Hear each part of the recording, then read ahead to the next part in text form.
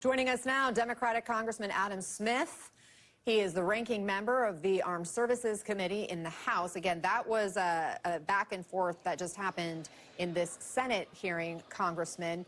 And the Secretary of Defense did not answer that question directly when asked if this administration could authorize the use of drones or authorize military arresting American citizens. What's your reaction to what we just heard? Well, look, I think what the president is doing in Los Angeles is very problematic and unnecessary.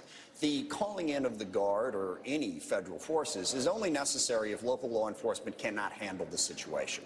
The LAPD showed up immediately and was, in fact, defending ICE and protecting them from all the things that Secretary Hegseth just said. So there was no necessity. And under the law, the only time that the active duty military or the Guard and Reserve can show up is to prevent a rebellion or an invasion. Neither one of those things were present. And the other big piece of this, and what Senator Reid was trying to get at, is the Posse Comitatus law makes it clear that U.S. military cannot be engaged in domestic law enforcement except if the president invokes the Insurrection Act, which he has not done. So that's what Senator Reid was getting at. But look, the big point here is President Trump is trying to turn the United States military into his personal police force. There was no need for this in Los Angeles. The president's trying to set a precedent, again, as he has in so many other areas, to expand his executive power at the expense of the law and at the expense of the Constitution. How big of a threat is that, using his personal police force, turning the military into his personal police force, as you have said? I think it's pretty big. I mean, if he can call them out for, I think it was a couple hundred protesters originally when this whole thing started, and ICE was not stopped from doing their job. They were arresting and deporting people. They were in no way stopped from performing their duties. If the president can call, and keep in mind, 4,000 Guard and Reserve members and 700 Marines. So he sent 4,700 U.S. troops into Los Angeles for a couple hundred protesters that were already being dealt with by the Los Angeles Police Department. Now, look, I fully agree with the fact our borders should be secure, our laws in our cities should be enforced. And I don't think a number of cities across the country did a great job of that in the last 5 or 6 years. But that's not what this is about. The president is using this power to expand his authority, to expand his executive power, again, at the expense of the law and at the expense of our freedom and our rights. In an interview, House Speaker Mike Johnson was asked about the violence and the response there in Los Angeles compared to January 6th. And he says, quote, "There's a very clear distinction between the two.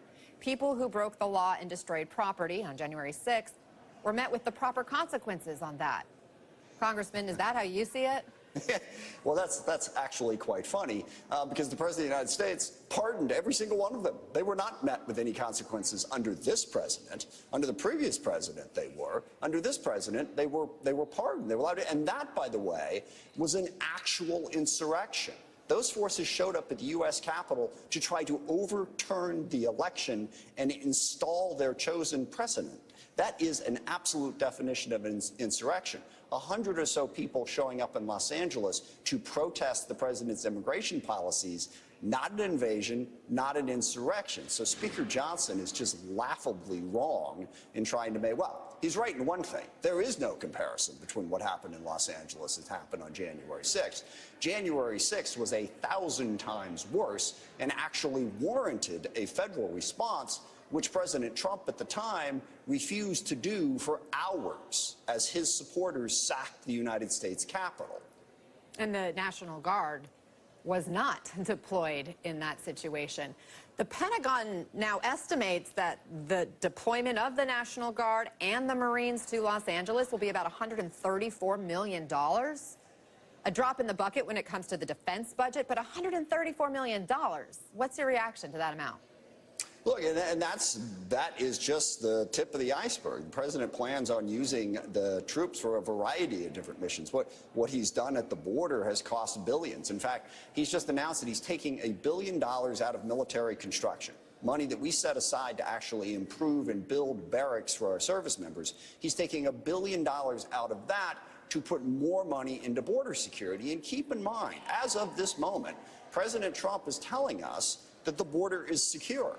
And I don't really disagree with him on that. There have not been much in the way of border crossings. So why is he raiding the Department of Defense to the tune of another $1 billion for a border that's already secure?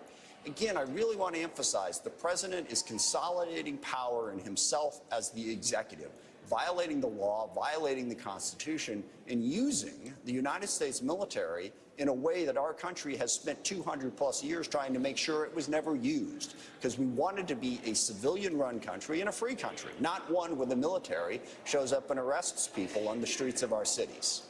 Congressman Adam Smith, thank you for joining us. I appreciate the conversation. Thanks, Anna.